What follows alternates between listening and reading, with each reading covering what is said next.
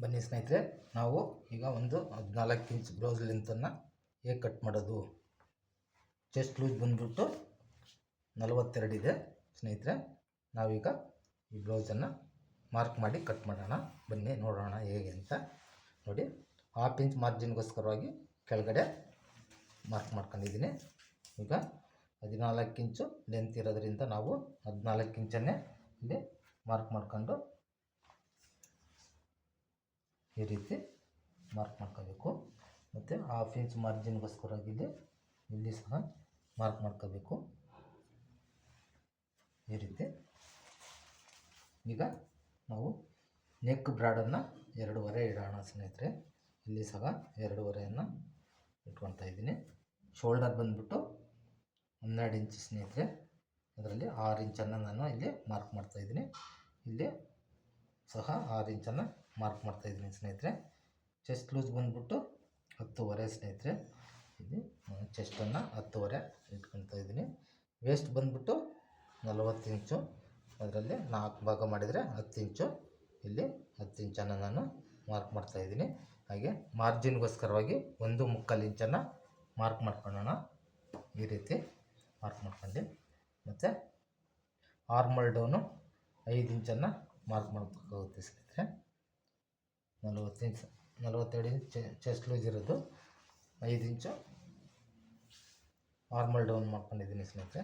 ಈಗ ನಾವು ಎಲ್ಲವನ್ನು ಲೈನ್ ಹೇಳ್ಕೊಳ್ಳೋಣ ಸ್ನೇಹಿತರೆ.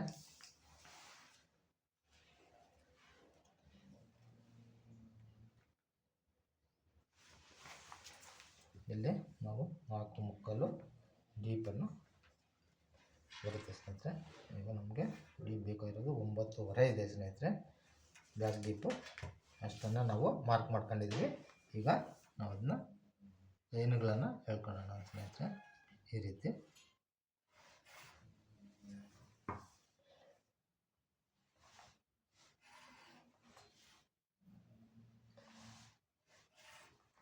ಸ್ನೇಹಿತರೆ, ನಾವೀಗ ಏನು ಮಾಡಿದ್ದೀವಪ್ಪ ಅಂದರೆ, ಯಾವ ಅಳತೆ ಬ್ಲೌಸನ್ನು ಇಟ್ಕೊಳ್ಳದೆ ಎಲ್ಲ ಅಳತೆಯನ್ನು ನಾವಿಲ್ಲಿ ಹ್ಯಾಂಡ್ ರೈಟಿಂಗಲ್ಲಿ ಬರ್ಕೊಂಡಿದ್ವಿ.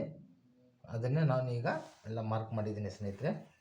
ಈಗ ನಾನು ಕಟ್ ಮಾಡಿರೋ ಬ್ಯಾಕ್ ಪಾರ್ಟನ್ನು ತೆಗೆದು ಇದ್ರ ಮೇಲೆ ಇಟ್ಟು ತೋರಿಸ್ತೀನಿ ಹೇಗೆ ಬಂದಿದೆ ಅಂತ ನಿಮಗೆ ಗೊತ್ತಾಗುತ್ತೆ ಸ್ನೇಹಿತರೆ.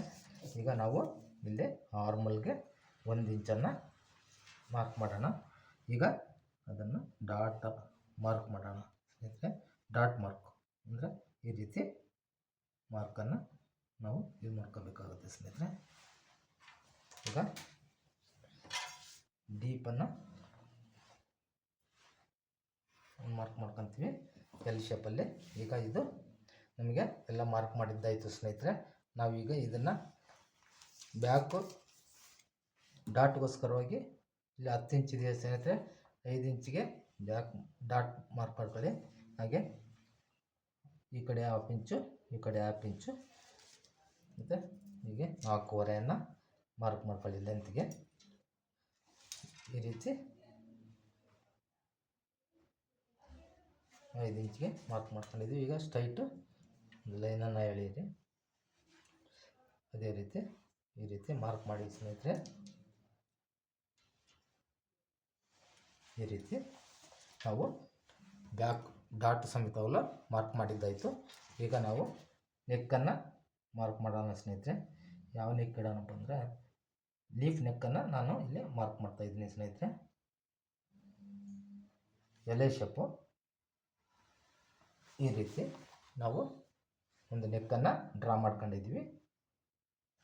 ಈ ರೀತಿ ನೀವು ಸಹ ಇದೇ ರೀತಿ ಡ್ರಾ ಮಾಡೋದನ್ನು ಕಲಿಬೋದು ಸ್ನೇಹಿತರೆ. ಬನ್ನಿ ಈಗ ಕಟ್ ಮಾಡೋಣ.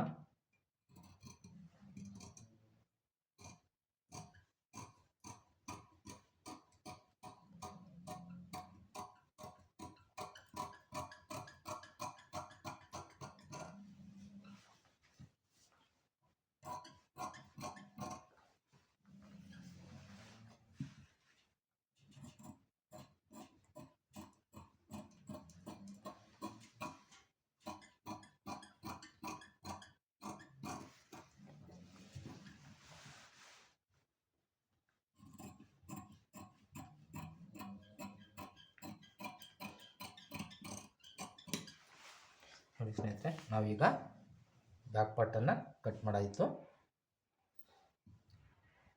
ಇಲ್ಲಿ ಸಹ ಒಂದು ನ್ಯಾಚನ್ನು ಹಾಕೋಣ. ಇಲ್ಲಿ ಸಹ ಒಂದು ನ್ಯಾಚ್ ಹೊಡ್ಕೊಳ್ಳೋಣ ಸ್ನೇಹಿತರೆ. ಸೈಡ್ ಮಾರ್ಜಿನ್ ಸಹ ಒಂದು ನ್ಯಾಚನ್ನು ಹಾಕೋಣ ಸ್ನೇಹಿತರೆ. ನೋಡಿ, ನಾವು ಬ್ಯಾಕ್ ಪಾರ್ಟನ್ನು ಏನು ನೀಟಾಗಿ ಕಟ್ ಮಾಡಿದ್ದೀವಿ ಅಂತ ಹೇಳ್ಬಿಟ್ಟು ಈ ವಿಡಿಯೋದಲ್ಲಿ ತೋರಿಸ್ಕೊಡ್ತಾ ಇದ್ದೀನಿ ಸ್ನೇಹಿತರೆ. ಹಾಗೆ ಇಲ್ಲಿ ಸಹ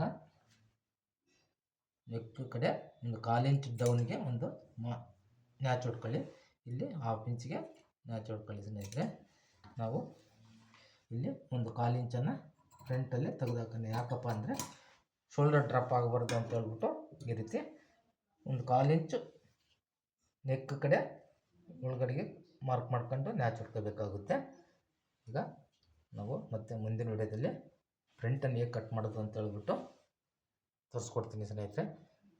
ಬಾಯ್ ಸ್ನೇಹಿತರೆ. ಮತ್ತು ನಾನು ಈ ವಿಡಿಯೋ ನೋಡ್ತಿರೋರು ನನ್ನ ಫೇಸ್ಬುಕ್ ಪೇಜನ್ನು ಫಾಲೋ ಮಾಡಿ, ಇನ್ಸ್ಟಾಗ್ರಾಮಲ್ಲೂ ಸಹ ಫಾಲೋ ಮಾಡಿಕೊಂಡು ವಿಡಿಯೋ ನೋಡಿ.